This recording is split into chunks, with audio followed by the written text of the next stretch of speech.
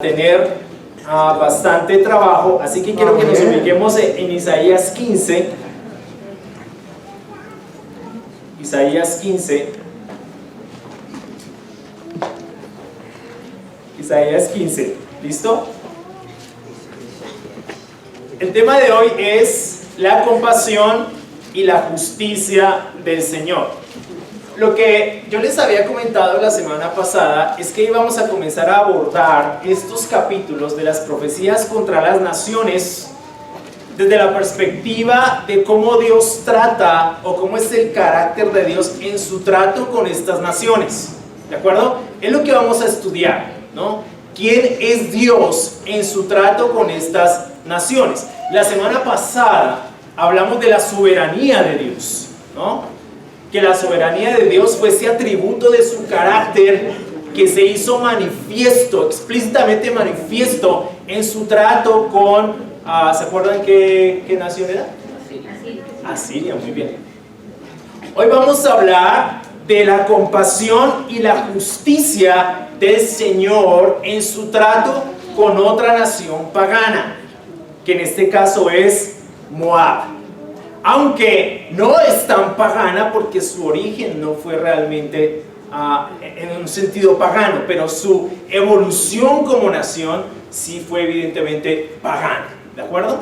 Entonces vamos a ir leyendo a medida que desarrollamos el sermón, porque son dos textos largos, son dos capítulos, Isaías 15 e Isaías 16, que abarcan toda la profecía como tal de Moab. Entonces quiero hablarles de qué trata en esencia esta profecía en estos dos capítulos. Esta profecía contra Moab hace evidente dos atributos del carácter de Dios en su trato con esta nación: la justicia y la compasión de Dios. A su vez, a medida que desarrollamos el pasaje, vamos a encontrar cómo describe categóricamente el pecado de Moab, que viene siendo su arrogancia, orgullo e idolatría. Eso es lo que vamos a ver en ese desarrollo.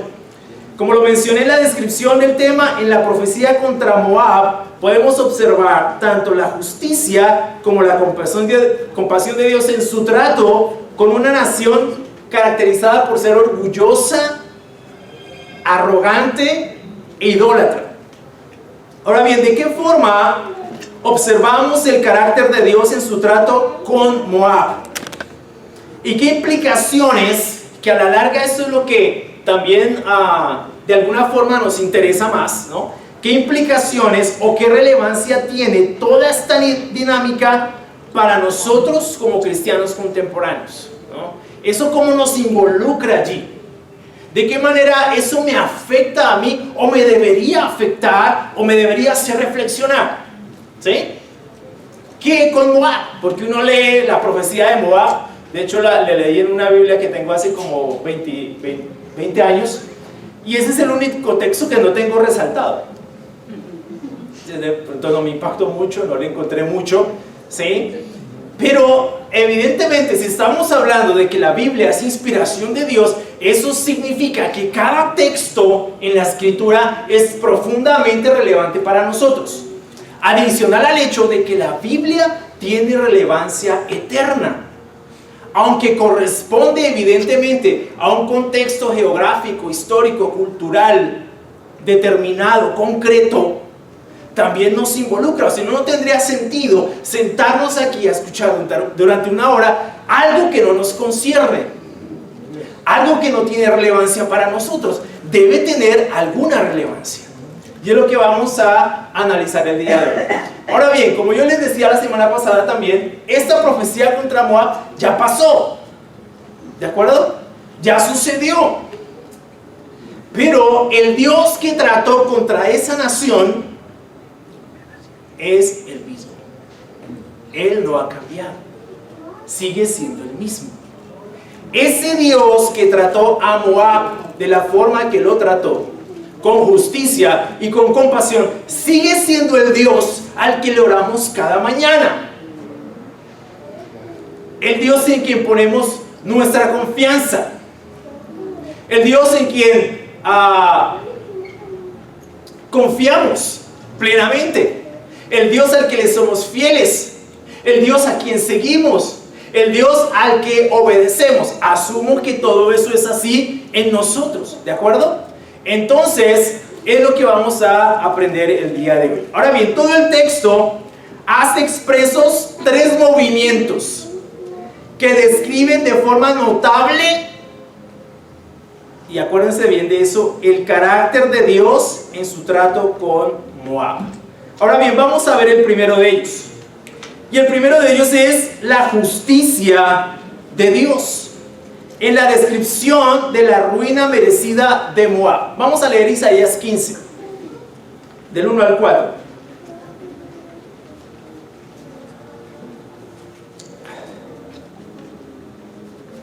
Isaías 15, del 1 al 4. Dice: profecía contra Moab. La ciudad moabita de Ar está arruinada, destruida en una noche. La ciudad moabita de Kir está arruinada, destruida en una noche. Acuden los de Dibón al templo, a sus altares paganos para llorar. Moab está gimiendo por Nebo y por Medeba. Rapadas están todas las cabezas y afeitadas todas las barbas.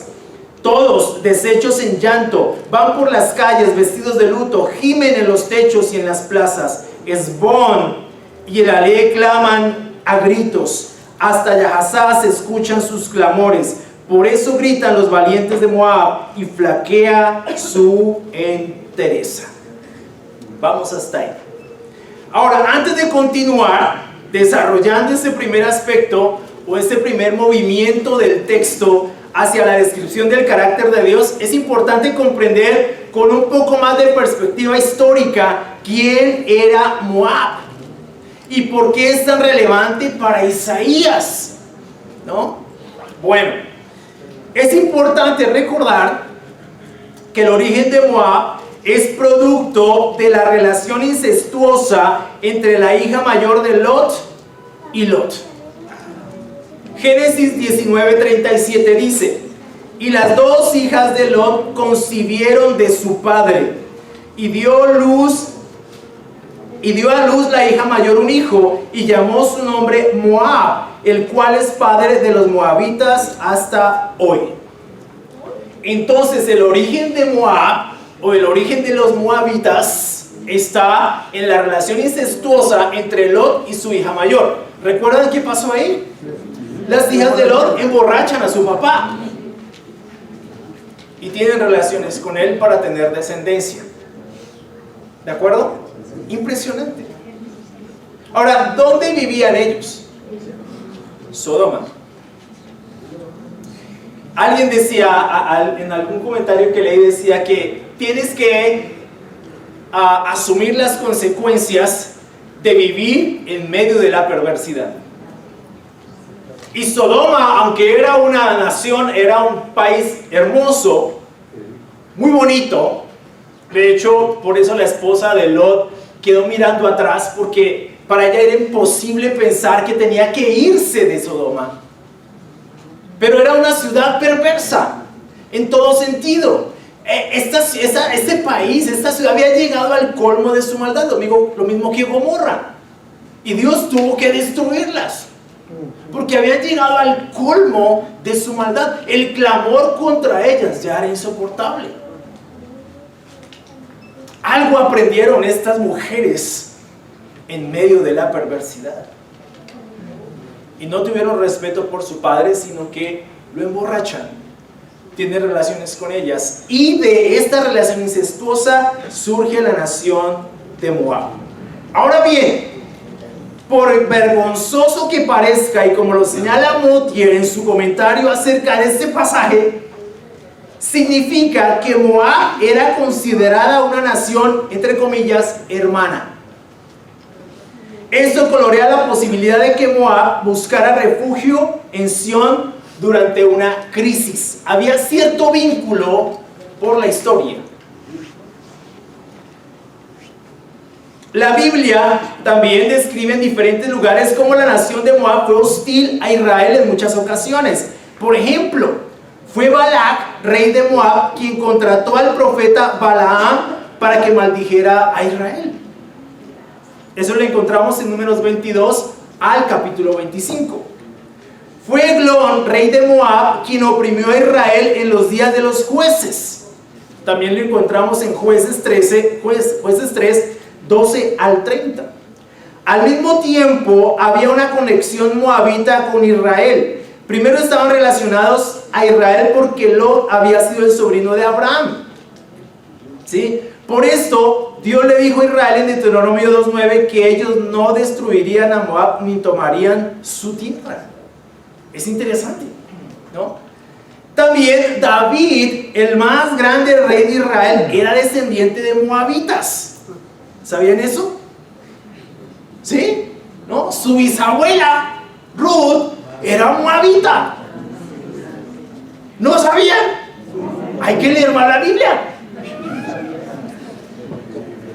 Ruth era moabita. ¿Se acuerdan? ¿Se acuerdan que Noemí salió de Moab con sus dos nueras? ¿Se acuerdan? Ok. En dirección a su tierra, a Canaán.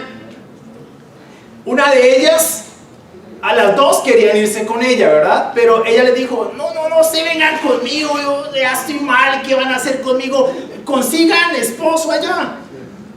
Pero no se vengan conmigo porque ya me cayó la desgracia. Es básicamente como dice Noemí. Y Ruth dice, no, yo iré contigo, me quedaré contigo, tu Dios será mi Dios, mi tierra será tu tierra, y donde tú mueras yo seré sepultada. Esos fueron los votos que hizo Ruth con su suegra Noemí. ¿Se acuerdan? Sí, se acuerdan.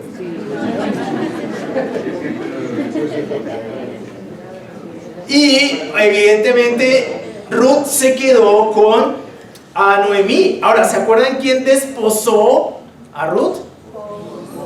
Boaz. ¿Sí? Que la redime a Ruth por ser su pariente más cercano. ¿De acuerdo? Ya les conté toda la historia. Me van a leer la Biblia. Sí, pero miren el trasfondo moabita que tiene David. Su bisabuela era moabita, pero su bisabuela, o sea, Ruth, se convierte a la fe de Israel.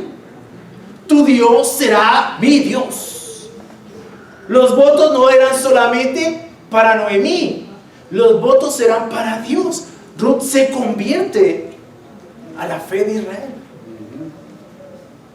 ¿Sí? Pero el origen de David era moabita.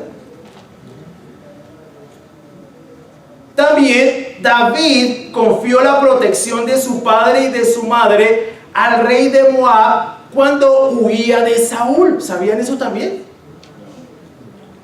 Primera de Samuel 22, 3 y 4. Cuando David comenzó a huir de Saúl, recuerdan que Saúl quería matarlo. ¿Sí se acuerdan de eso? Ay, no les voy a recordar todo el Antiguo Testamento.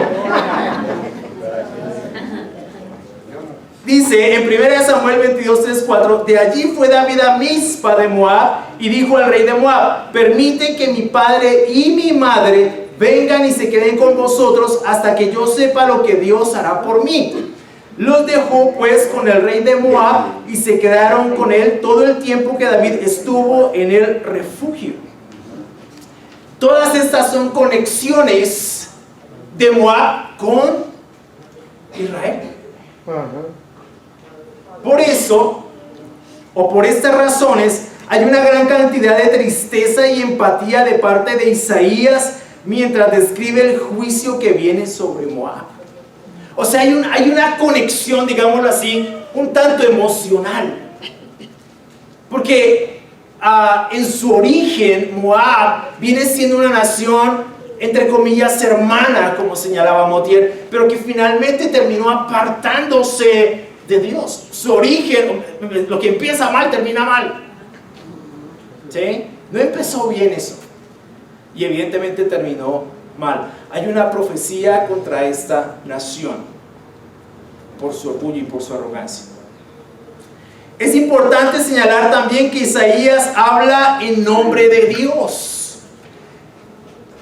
Isaías es un portavoz de Dios, es un mensajero, y en virtud de ello, las palabras del profeta son las palabras de Dios. Nada de lo que predicaban los profetas del Señor estaba desconectado de su revelación. Sus decretos, juicios y lamentos provenían de Dios. Ninguno hablaba por su propia cuenta. Y aquí es pertinente recordar las palabras del apóstol Pedro, refiriéndose precisamente a este tema, en 2 de Pedro 1, 20 y 21. Pero ante todo saber esto, que ninguna profecía de la Escritura es asunto de interpretación personal, pues ninguna profecía fue dada jamás por un acto de voluntad humana, sino que hombres inspirados por el Espíritu Santo hablaron de parte de Dios. Ahora, ¿por qué hago esta aclaración? ¿Por qué hago toda esta contextualización? Porque, como vamos a observar en el pasaje, dentro del texto que vamos a estudiar, hay segmentos donde la opinión respecto a si habla el profeta o habla Dios está dividida. Algunos piensan, en lo que vamos a leer ahorita, más adelante, que es el profeta el que habla allí, y otros piensan que es Dios el que habla allí. Pero por eso hago esta aclaración. ¿Por qué? Porque ninguna profecía de la Escritura proviene de algún tipo de voluntad humana. Es algo que proviene de parte de Dios. Los profetas hablaron dirigidos, guiados por el Espíritu Santo. Los profetas hablaron como portavoces de Dios. De modo que cuando el profeta habla, es Dios hablando. Nada de lo que dice un profeta está desconectado de su revelación, porque es revelación. ¿De acuerdo? Es su revelación.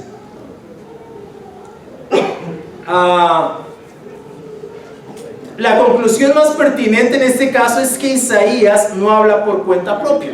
Los primeros versículos, del 1 al 4, son una descripción de la justicia de Dios en su narración respecto a la devastación que sufrió el país en toda su extensión. Porque cuando tú lees esos primeros 4 versículos, lo que describe el profeta allí es una devastación general.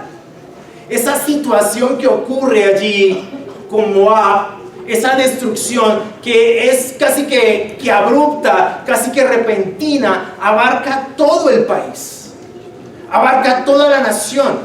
Moab es completamente devastada. El dolor de los moabitas recibe una expresión religiosa. El lamento nacional se extiende a todas las aldeas. De una ciudad a otra resuena el mismo clamor. Incluso los soldados recurren al llanto. Imagínate un soldado llorando.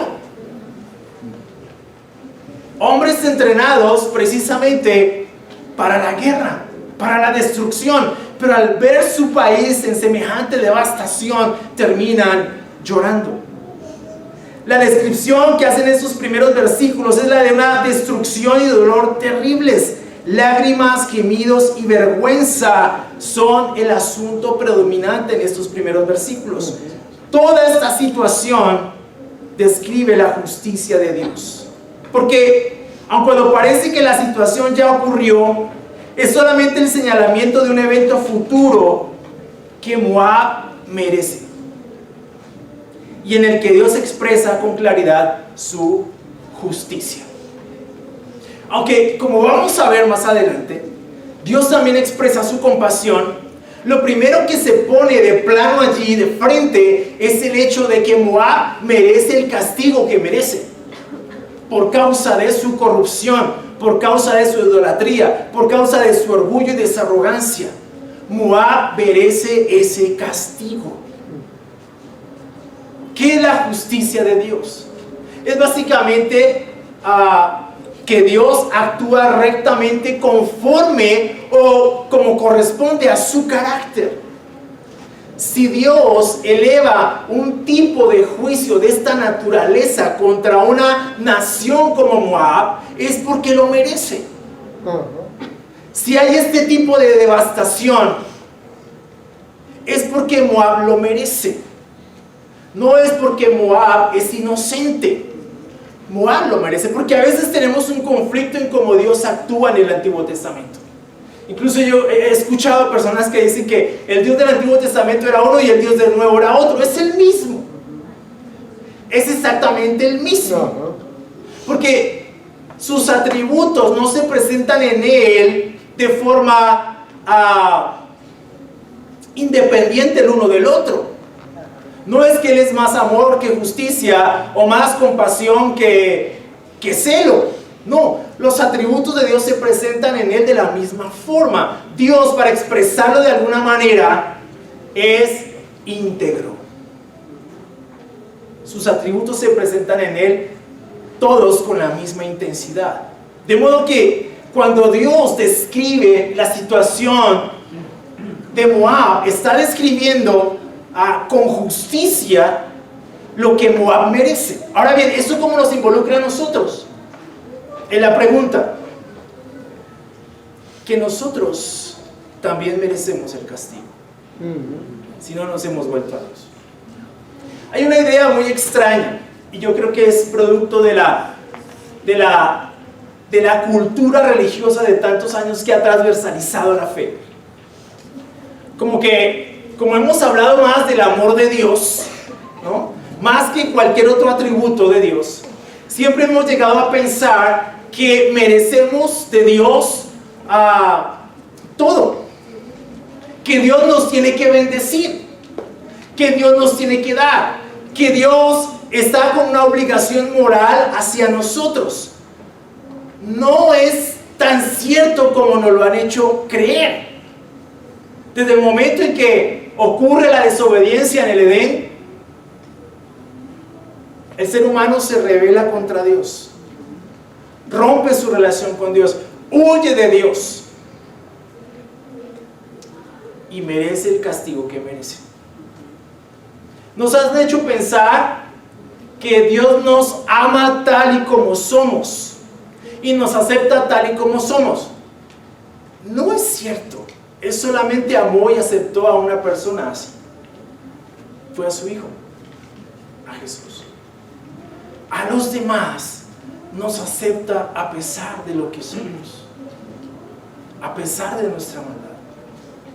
Mis hermanos y amigos, mientras nosotros no reconozcamos esa particularidad, esa situación en el carácter de Dios y en su voluntad, difícilmente vamos a entender que necesitamos de Dios.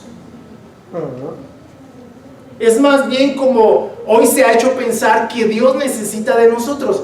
Dios no necesita de nosotros, pero nosotros necesitamos de Dios. ¿Por qué hago tanto énfasis en esto? Porque es muy difícil quitar años, cientos de años, milenios de tradición en el que nos han convencido de que merecemos todo lo que Dios nos debe dar. No, tenemos que vernos tal como Dios nos ve. No merecemos nada de Dios.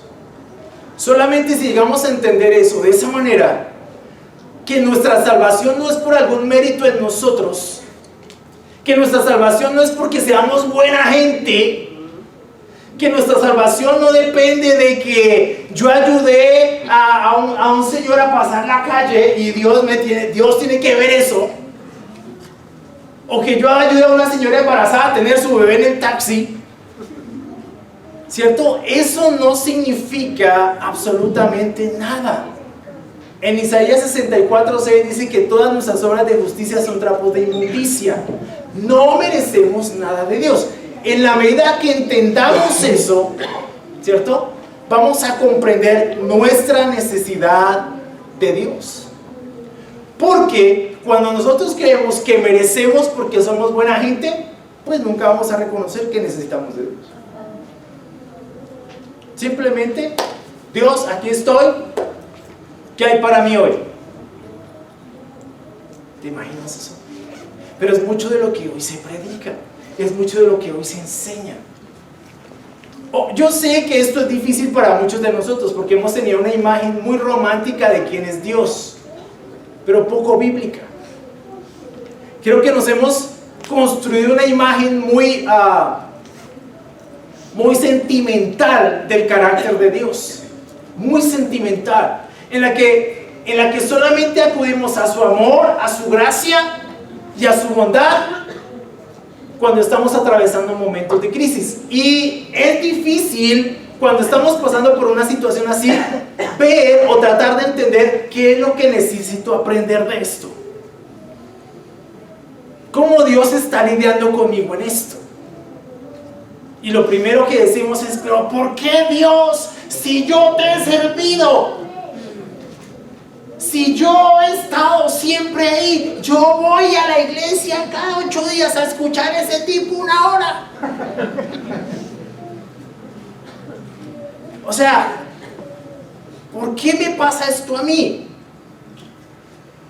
Generalmente estamos elevando ese tipo de juicios de valor contra Dios, sin entender en qué posición estamos delante de Él. Algo que tenemos que entender, y puede que suene un tanto difícil yo sé que suena difícil para nosotros, pero lo tenemos que ver de esa manera. Recuerden que hace 8 días les hablé de que para entender las buenas nuevas, primero tenemos que entender las malas nuevas. Somos pecadores. Somos pecadores. Mientras que no nos veamos de esa manera, siempre vamos a pensar que yo le estoy haciendo un favor a Dios al orarle, porque Dios debe estar demasiado solo. Entonces, no, tenemos que entender que necesitamos de Dios, que de verdad necesitamos de Dios. La sociedad que tenemos está como está porque piensa que no necesita de Dios.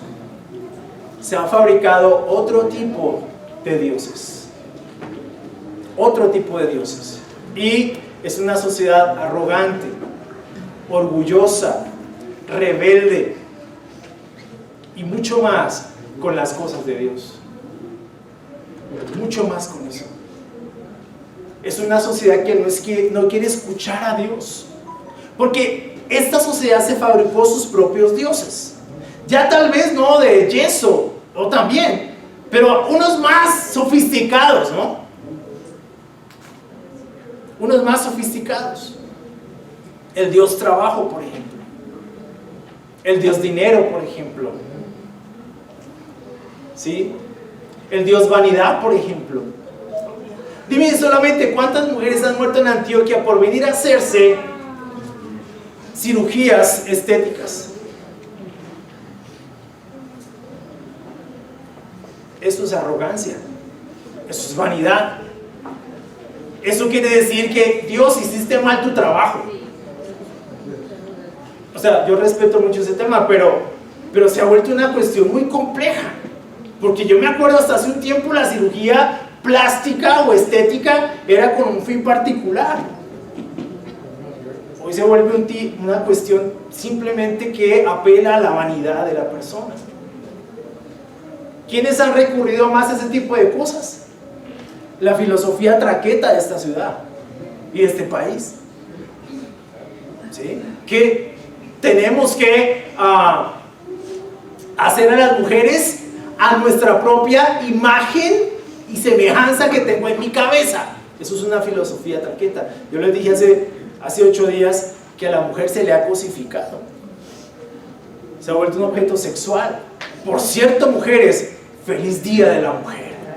Amén. Yo no quiero que el día de la mujer tenga que ser un día en el mes. El día de la mujer tiene que ser todos los días. Uno, porque nacimos de una mujer. Nos casamos con una mujer. Bueno, los que se casan, nos casamos con una mujer. Nos casamos con una mujer. Tenemos hijas mujeres. También los que tenemos hijas mujeres, ¿sí? Entonces la mujer es alguien supremamente valiosa en nuestras vidas. Tenemos que tratarlas con amor, con respeto, con cariño. ¿Sí me explico? Pero la sociedad en la que estamos en este momento ha hecho algo muy diferente de la mujer. Otro Dios de nuestra sociedad es el sexo. Hay un culto al sexo. Hoy no se puede hacer nada sin sexo, tanto que para mostrar un comercial de gomitas hay una modelo casi desnuda. ¿Sí me van a entender? O de lo que sea, ropa interior, de lo que sea, el culto al sexo. Hay muchos dioses hoy en día. ¿Y sabes qué es lo más triste de todo este asunto?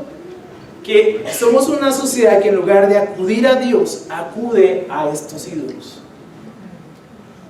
Y miren cómo estamos. Hemos pensado que la solución a los problemas de nuestro país es ganar más dinero. Entonces, lo que necesitamos es... Yo no te estoy queriendo decir que estoy de acuerdo con que no se suba el salario mínimo, pero yo digo, ¿cuántos de los que alegan porque le suban el salario mínimo administran ese salario mínimo? Bien administrado. Pues no, pero eso no alcanza como para administrarlo. Pues no alcanza porque ya antes de que se lo paguen ya se lo gastó. ¿Sí? Pero ¿cuánto de esto tiene que ver más con nuestra ambición y con nuestra indisciplina? Miren, estamos como estamos por una sola razón. No reconocemos la situación en la que estamos, ¿sí? Y no reconocemos al Dios que pueda hacer que nuestra situación realmente sea diferente. ¿Qué es lo que sucedió con Moab? Moab no se veía como una nación pecadora. Moab no se veía como una nación mala, pagana, dañina. No, ellos no se veían así. En absoluto. Por eso acudían a sus altares a orar y a llorar en el desespero, pero acudían a los altares equivocados. Las cosas no iban a cambiar mientras ellos acudieran a ese tipo de altares. Necesitaban acudir a Dios, pero aún así, como vamos a ver en el segundo punto, o en el segundo movimiento, Dios expresa su compasión. Y el segundo movimiento es ese, la compasión de Dios. ¿En qué momento? Cuando Dios se duele por Moab y le ofrece salvación. Vamos a Isaías 15:5.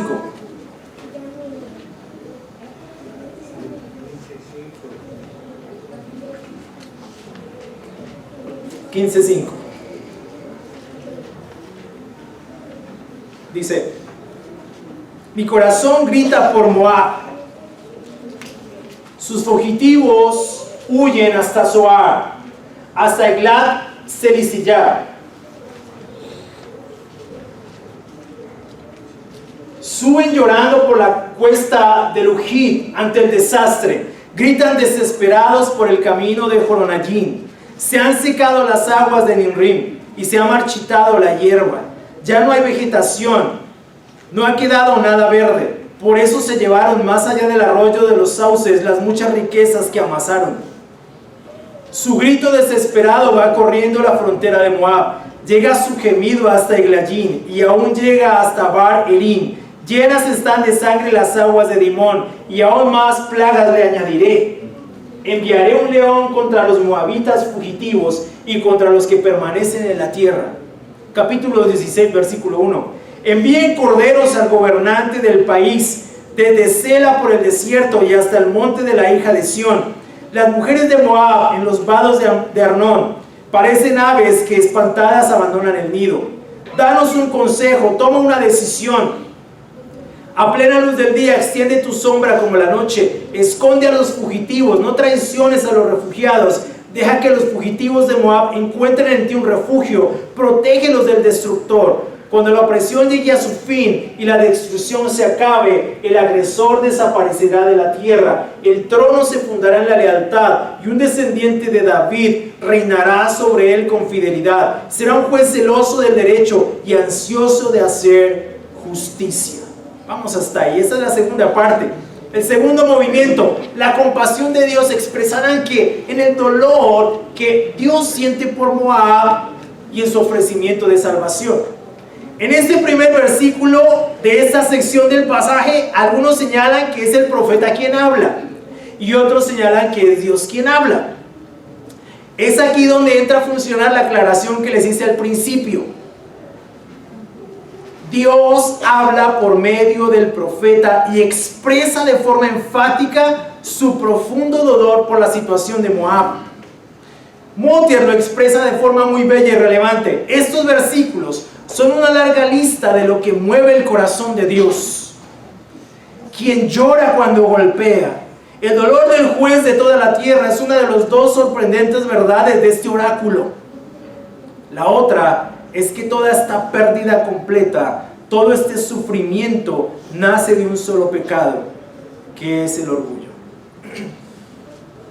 Sin lugar a dudas, lo que resalta de forma notable en toda esta destrucción de la que será objeto Moab, en especial en estos versículos, es la compasión de Dios. A pesar de que Dios se compadece de Moab, todavía sigue siendo claro que es un castigo que merece debido a su pecado. Las líneas finales de este capítulo dan cuenta de que a pesar del castigo, Moab no está dispuesta a arrepentirse de su pecado.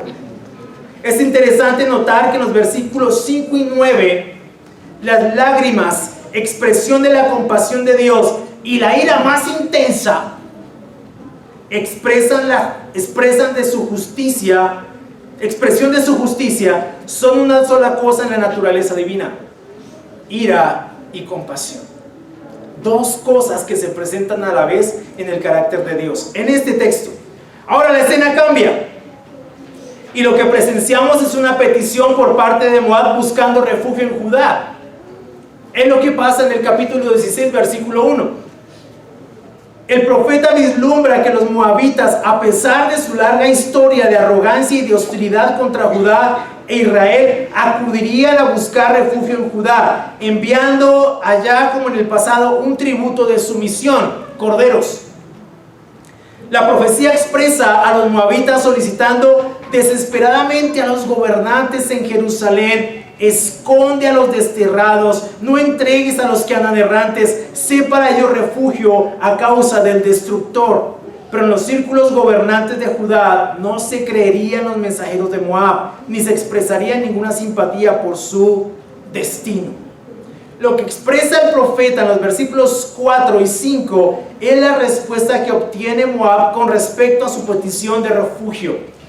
No se le refiere en realidad cuándo va a llegar el fin de la opresión y cuándo el opresor desaparecerá de la tierra. Sin embargo, como también lo señala Motyer, esto es lo que Sión puede ofrecer a Moab: la certidumbre de que habrá un final en el que brille la justicia. Ahora bien, es posible que estos versículos se refieran al reinado de Ezequías, que ocurre más adelante, pero sin lugar a dudas, y remitiéndonos hacia la relevancia que tienen estos pasajes para nosotros como iglesia contemporánea, es evidentemente claro que se refiere a Cristo, o hay una conexión indiscutible con el Mesías. Lo que describen los versículos 4 y 5 es en esencia eso. Podríamos decir que hay una relación estrecha entre la situación de Moab y la situación de la sociedad contemporánea. Una sociedad que se precia de ser religiosa y que acude a sus altares y diosas en busca de ayuda frente a las crisis de que son presas. Pero esta sociedad religiosa no quiere someterse al Rey de Sión, al Rey de Reyes y Señor de Señores, al camino, la verdad y la vida, y al único por medio del cual podemos llegar a Dios, al Rey de Sión, al Señor Jesucristo. Jesucristo, el Señor, quieren ayuda, refugio y protección de la iglesia, del cristianismo, pero no quieren un compromiso serio con la iglesia y con el Señor de la iglesia. Como Moab, muchas personas buscan refugio en la iglesia. Como Moab, muchas personas reconocen que en el cristianismo hay algo diferente. Como Moab, reconocen que allí pueden encontrar la ayuda que necesitan. Pero como Moab, también son orgullosos y arrogantes. No quieren someterse al rey. No quieren someterse al señorío de Jesús.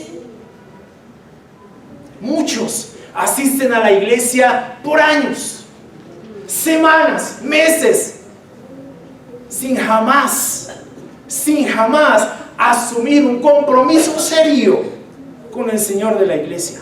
Y no estoy hablando de mí, Estoy hablando de Jesús, que es el Rey de Reyes y el Señor de Señores, que es la cabeza de la iglesia. ¿Qué relevancia tiene esto para nosotros? Precisamente esa.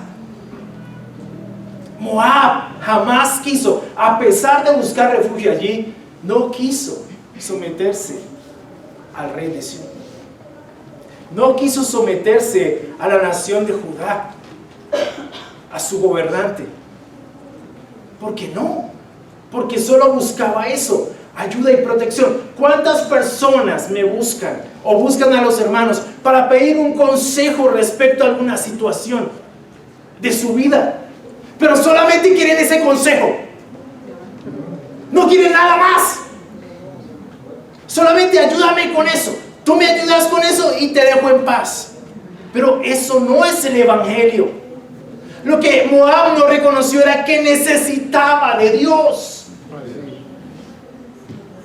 Muchos vienen acá sin reconocer que necesitan de Dios. No necesitan de un consejo para cambiar sus vidas. Necesitan de Dios. Necesitan de someter sus vidas a Dios.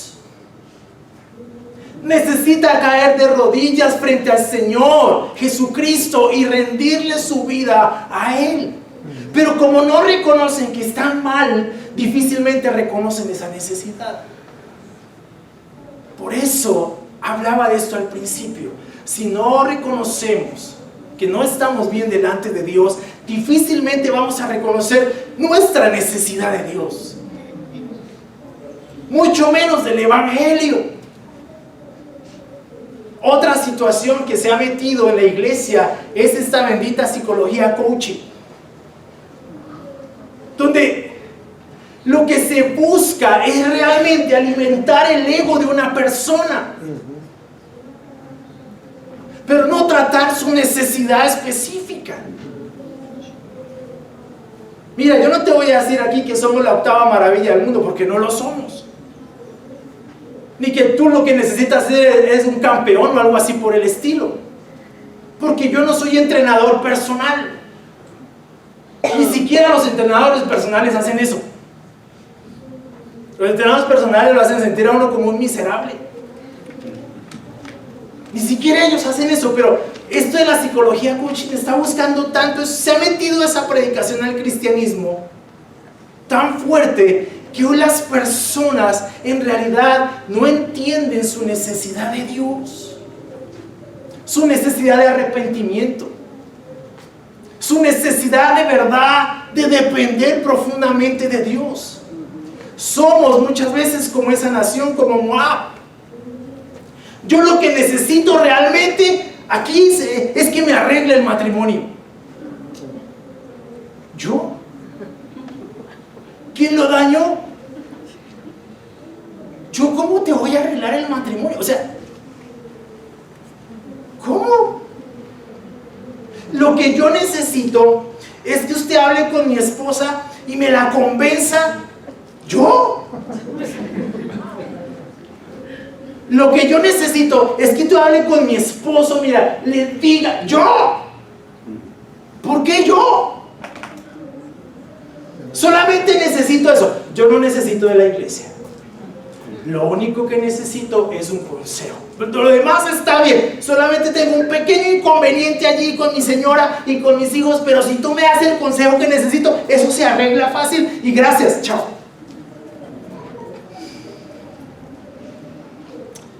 Ese consejo no lo puedo dar.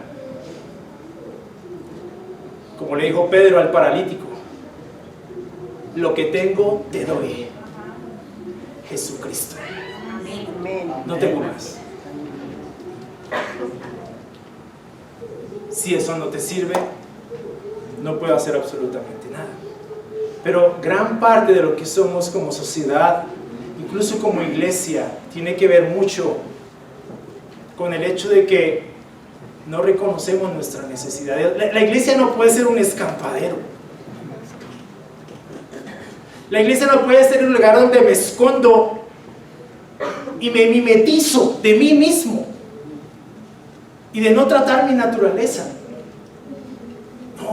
No podemos usar su nación, su iglesia, su pueblo, para algo así. No, porque además la iglesia no es la comunidad de admiradores, o la comunidad de asistentes, o la comunidad de miembros producto de una tarjetita que me dan. Aquí no damos, pero suponiendo que la diéramos. No. La iglesia es la comunidad de los que han puesto su fe en Jesús. Es la comunidad de los salvos. Es la comunidad de los cristianos. No es la comunidad de los asistentes. No quiero decir que no puedas asistir, pero si vienes aquí por primera vez, adivina a qué te estamos llamando. A que te vuelvas a Dios. A que realmente hagas un compromiso con el Señor de la iglesia. A que no simplemente busques un refugio aquí, sino que te comprometas con el Señor. Miren, yo pensaba así cuando me hice cristiano. Yo, no, pues yo voy, chévere, suave. Después de que me bauticé, yo dije, ¿y ahora en qué me metí? Ahí dimensioné, aquí yo no me metí solamente con un grupo de personas. Me metí con un Señor, con alguien con quien yo no puedo jugar, con alguien frente a quien naciones, gobernantes, reyes van a caer de rodillas. Con Él me metí, con Él. De modo que necesito vivir mi compromiso con el Señor de la iglesia. No podemos ser como Moab, religiosos. Tenemos que realmente asumir el compromiso de someter nuestras vidas al señorío de Cristo. A eso te estamos invitando, si nos visitas por primera vez. Y si llevan mucho tiempo en esto, ok, asegúrate, hermano y hermana, de que tu Señor está siendo Jesús. Eso. Y el tercer movimiento,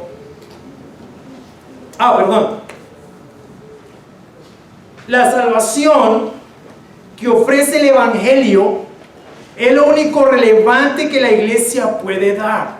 Sí, claro. Hay muchas cosas o beneficios del cristianismo, por supuesto. Pero el Evangelio se trata de salvación por la fe en Cristo. Ninguna otra cosa, por beneficiosa que sea, puede sustituir lo que el Evangelio en su esencia da en virtud de la gracia de Dios. Porque yo puedo arreglar mi vida aquí, o acercarme al cristianismo solamente por ser un moralista, pero mi vida en la eternidad es lo que está en juego. Es eso, mi vida en la eternidad. No solamente mi vida acá. Yo puedo arreglar mi vida acá es más, no necesitas ser cristiano para vivir una vida moral. No, puedes vivir una vida moral. Los ateos hacen eso. Bueno, tipos más morales que eso yo no conozco. Ellos no dicen, no, a este tipo le falta esto, le falta todo, porque hizo de él mismo un Dios. Pero vivir una vida moral cualquiera la puede vivir. Esto no se trata de vivir una vida moral, esto se trata de vivir una vida rendidos al señorío de Jesús. Y eso fue lo que Moab no quiso hacer. Y el tercer movimiento, que es un resultado de este segundo, es la compasión y la justicia de Dios frente a la respuesta arrogante de Moab. Vamos al capítulo 16, versículo 6. Hemos sabido que Moab es extremadamente orgulloso. Hemos sabido que de su soberbia, de su orgullo y arrogancia, de su charlatanería sin sentido. Por eso gimen los moabitas, todos ellos gimen por Moab. Lamentense, aflíjanse por las tortas de pasas de Kir-Jareset, que se han marchitado los campos de Esbón, lo mismo que las vides de Sibma. Los gobernantes de las naciones han pisoteado los viñedos más selectos. los que llegaban hasta Jazer y se extendían hacia el desierto. Sus sarmientos se extendían y llegaban hasta el mar. Por eso lloro como llora Jazer, por los viñedos de Sibma. Y a ustedes, ciudades de Hesbón y Elalé, las empapo con mis lágrimas. Se han acallado los gritos de alegría por tu fruto maduro y tus cosechas. Ya no hay en los huertos alegría ni regocijo. Nadie canta ni grita en los viñedos. Nadie pisa la uva en los lagares. Yo le puse fin al clamor en la vendimia. Por eso vibran mis entrañas por Moab, como las cuerdas de un arpa. Vibra todo mi ser por Kit Hareset. Por más que acuda Moab a sus altares paganos, no logrará sino fatigarse. Cuando vaya a orar a su santuario, todo lo que haga será en vano. Esta es la palabra que el Señor pronunció en el pasado contra Moab. Pero ahora el Señor dice: dentro de 3 años contados, como los cuenta un jornalero, el esplendor de Moab y de toda su inmensa multitud será despreciado, y muy pocos y débiles serán sus sobrevivientes. Ambas cosas se presentan aquí: la compasión y la justicia de Dios frente a la arrogancia y el orgullo de Moab. Y esta es la razón que ocasionó la destrucción de Moab: el orgullo, la arrogancia y la soberbia de Moab. Y es de esa manera como respondieron al ofrecimiento de salvación del Señor. La cuota de entrada era demasiado alta para ellos, porque solo podrían disfrutar de la seguridad de Sión al precio de reconocer al rey de Sión. Si les hubieran pedido dinero, o que duplicaran o triplicasen su tributo de corderos, su orgullo hubiera quedado intacto. Pero someterse al rey de Sión era equivalente a admitir que solo él podría salvarles. Pero al mantener intacta su arrogancia, siguieron sumidos en la miseria más desesperante. Las expresiones de los versículos 9 y 11 son una muestra de la compasión de Dios, que denota todo el centro emocional del ser de Dios por causa del orgullo de Moab. A pesar de todo ello, el juicio contra la orgullosa nación es indeclinable. Aun cuando Moab acuda a sus altares paganos y a sus dioses, su búsqueda será infructuosa. Son dioses incapaces de salvarlos de la ruina que se avecina. Una vez que se ha rechazado al Señor, no quedan alternativas religiosas, por grande que sea el celo o válida que sea la práctica. El orgullo, la arrogancia y la religiosidad solo pueden alejarnos de una relación con Dios, basada en las prerrogativas de la Biblia y no de nuestras presuposiciones humanas. Tenemos ideas muy culturales de Dios y otras muy filosóficas e intelectuales. Ideas todas que solo nos acercan a dioses de fabricación humana, ídolos contemporáneos que no tienen la menor capacidad de ofrecer y dar lo que solo el Dios de la Biblia puede dar: la salvación eterna. Yo pienso que hay no pienso yo, la Biblia lo piensa, que hay un pecado que es más terrible que cualquier otro pecado, porque es lo que genera todo lo demás, y es el orgullo. El orgullo disfrazado de religiosidad, que era lo que pasaba con Moab. Moab quiso acercarse a Judá buscando protección, buscando ayuda, pero como les decía en el segundo punto, no quisieron reconocer ni someterse al rey de Sión. Pero es algo que nos puede pasar a nosotros también. Miren, amigos, hermanos, ¿cuántos matrimonios no se han acabado simplemente por orgullo? Por falta de perdón. Orgullo. Simplemente que no quieres dar tu brazo a torcer. ¿Cuántas relaciones de hermanos, de familia, simplemente se han dañado por orgullo? Se piden perdón minutos antes de morir. ¿Ya para qué? Se perdió toda la vida. Orgullo y arrogancia. ¿Cuántas relaciones padres e hijos se han perdido solamente por arrogancia? De unos o de otros. ¿Cuántas relaciones en la iglesia no se han dañado por causa del orgullo y la arrogancia. ¿Qué impide que la sociedad en la que estamos busque a Dios? El orgullo. El orgullo de su religión. Yo no cambio de religión. Yo no cambio en la fe que siempre he tenido. ¿Cuál fe? Ni siquiera sabes cuál fe tienes. Te la pregunto y ni tienes ni idea. ¿Cuál fe? Pura arrogancia, puro orgullo, religiosidad, de reconocer, te necesito. Mire, cuando yo le digo a la gente, no somos buena gente. ¿Cómo así? ¿Yo no le hago mal a nadie? ¿Yo? Mire, pregunte en mi barrio. Vaya, pregúntale, yo no le hago mal a nadie. Yo soy, mejor dicho, buena persona. ¿Por qué Dios me va a mandar al infierno si yo soy buena persona? Por ser buena persona. Por eso. Porque de ser el ídolo de ser buena persona es lo que tiene esta sociedad como la tiene. Porque nadie le hace mal a nadie, pero estamos fregados. ¿No se han dado cuenta? No, todos somos buena gente. Digo, pero entonces ¿qué? Todos los malos se fueron a vivir al Carrusel. ¿Sí o no? Porque todos son buena gente. O a tu barrio, no sé. Pero todos somos buena gente. Todos estamos bien. Todos somos, mejor dicho, una lumbrera. ¿Y por qué está esto como está? Pregúntate. ¿Por qué es que tú no puedes dejar tu hijo con cualquiera si somos tan buena gente? O tu hija con cualquiera. ¿Por qué los problemas que tenemos? ¿Por qué la maldad que hay? Hay un problema. ¿Sí me explico? Es definitivamente el orgullo que hay en nosotros de no reconocer que definitivamente estamos mal delante de Dios. Que nuestra religiosidad no alcanza para satisfacer la gloria del Señor. Eso ya lo hizo Jesús.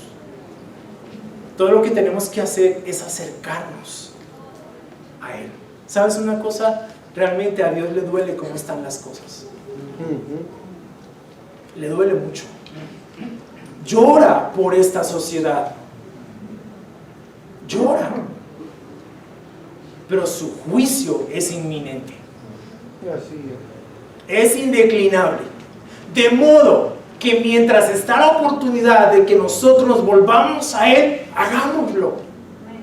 Tienes esa oportunidad de volverte a Dios, de mantenerte fiel al Señor hasta el final de tus días, porque no sabemos en qué momento será el final de nuestros días. Así es. Oh, yo tengo una vida por delante. Sí, ¿cómo no? Siga pensando en eso. No tenemos una vida por delante porque no pagamos por esa vida. Tenemos una vida, pero no sabemos cuánto tiempo tenemos por delante. Pueden ser horas. Ya llegó el coronavirus. Ahora, no quiero asustar a nadie, pero tengan cuidado. ¿Sí me explico? Pero de verdad, miren cómo un virus acaba con alguien en cuestión de horas. El dengue, o sea, nos preocupamos por el coronavirus, pero aquí tenemos un poco de virus que nos pueden matar. O sea, el coronavirus, ¿no? ¿No te has dado cuenta? El H1N1 es peor que el coronavirus. El SARS, ¿sabían qué es de eso? El SARS tiene un índice más alto de mortalidad que el coronavirus. Pero hay muchas cosas que... Un mosquito que nos pique. Un mosquito que nos pique, ¿cierto? Por más que a veces fierros, te pica el mosquito y hasta ahí llegó el fierrero. Solamente quiero decir una cosa, que Dios es capaz de aplastar nuestro orgullo, que reconozcamos nuestra necesidad de Él, que no seamos como Moab. La parte final del versículo 13 y 14 es el epílogo de esta profecía que marca la ruina inminente de Moab. Según el consenso de algunos estudiosos del Antiguo Testamento, los 3 años de Moab a que se refieren estos dos versículos terminaron alrededor del año 715 a.C. La destrucción de Moab es solo uno de tantos ejemplos de lo que el orgullo puede hacer en una nación, una familia, una iglesia o un individuo. Solo nos puede separar del plan de Dios para nuestra salvación. Sin lugar a duda, la justicia y la compasión de Dios se hacen evidentes en este texto del libro de Isaías. Pero hubo un lugar donde esa misma compasión y justicia se hizo evidente. Y es lo que conocemos como el corazón del Evangelio, Juan 3:16. En el evento de la cruz, tanto el amor, la compasión y la justicia de Dios se hicieron presentes. Amor para pecadores y la justicia contra lo que Él más amaba, su Hijo. El cómo respondas a la compasión y justicia de Dios expresada en la cruz de Cristo determinará realmente tu destino eterno. Muchas gracias, muy amables.